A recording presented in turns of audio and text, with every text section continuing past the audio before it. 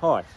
I just thought I'd give this a bit of a crack doing it by video as opposed to writing something, but certainly wanted to make some level of contribution to the golf newsletter, and so that we can give some information out to the golf world.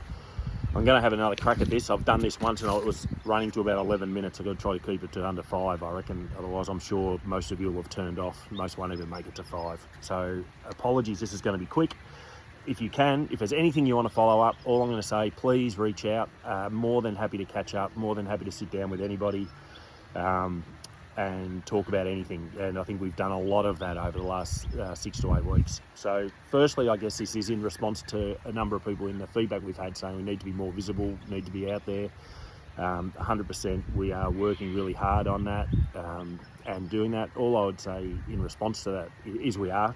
I've met with many people. I've attended a lot of golf committee meetings. I've attended the ladies' presentations. I know it's gone back a while. Played in the Vets Golf Day. Have met with every committee at different times in different ways, and also met with a number of individuals. So we are working really hard on that, but we do know we need to continue to do that and even do better. But as I would say, please reach out if anyone has anything they'd like to talk about. That's more than welcomed.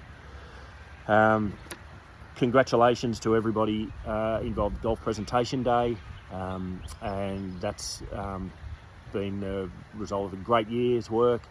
All the trophy winners, congratulations, particularly Chris, our own Chris in the Pro Shop, winning the club champions again. What a fantastic effort. So good on you, Chris. Well done, everybody else. Congratulations to all those trophy winners. Having had a bit of a chat to Marg during the day, I was an apology that day, and sorry for that. I was away. I probably, after a really hectic couple of weeks, just needed a bit of space myself. But I did use that time to pop over to Finley, actually, and have a hit of golf over there on Sunday.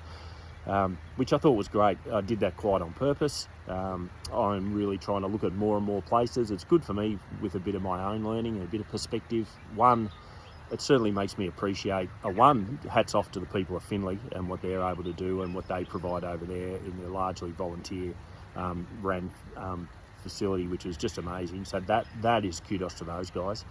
Two, it makes me think, wow, how lucky are we here with 36 holes that are presented like they are, in the condition they are. It's amazing.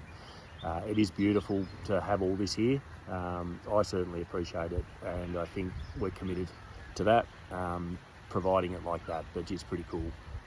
The flip side of that, though, it does also help us to understand the importance of that club kind of feel, and this is something we've been talking a lot with many of the various people we've been talking to about. That bit of a sense of potentially what's lost since we've moved. We're listening to that and heard that. We're trying to work on some things with that. Visiting a place like Finley helps us understand that a little bit too, and we're working on it. So again, happy to talk to anybody about it. Golf Master Plan, that's been a work in progress. We've just been through our sort of 4 weeks of having that out there as a draft for feedback. Thank you to all those people who took the time to either come to the information sessions or provide feedback via the website or alternatively through an email. The feedback's been great. Generally, it's been an acknowledgement of a need to continue to invest in an appreciation of a recognition of the need to have a plan and to invest in our facilities to ensure they remain like they are for years to come, and that we can always have such a great golf course and support facilities. The old golf club building was certainly a topic of conversation, as is no surprise to anybody. And it's something we were able to work through. It's something we'll continue to work through in relation to the direction in the plan. We need to be careful with that. We need to do it properly. We need to consider it and do something that absolutely is in the best interests of this whole club organisation and also the community of Cobram Barooga.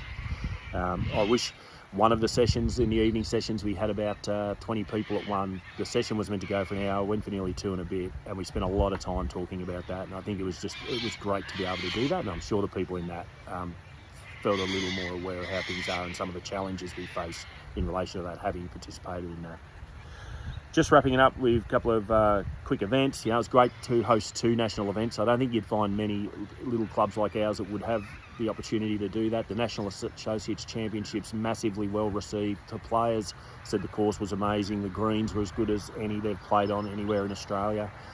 The PGA again said it was an amazing venue, certainly up to standard to host an event, a national standard event for them, but also in addition to that, they were full of praise for the broader venue, its capacity work with the players, our welcoming of the players, and in addition to that, our support of the PGA in running that event. The WebEx Player Series is coming up.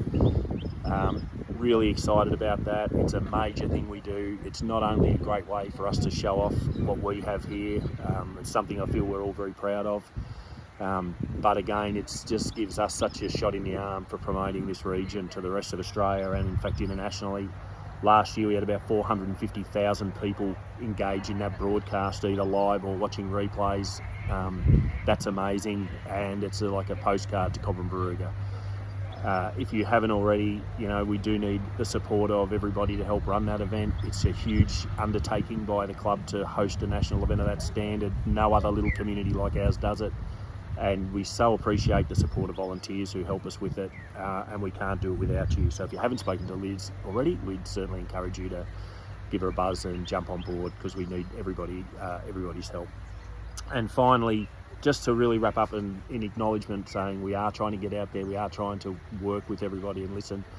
After meeting with the committees of the vets, the golf club and the ladies, we are working together on bringing a trial in for the use of 1981 after Christmas. The reason after Christmas is just because there's so many interruptions with Christmas parties and functions.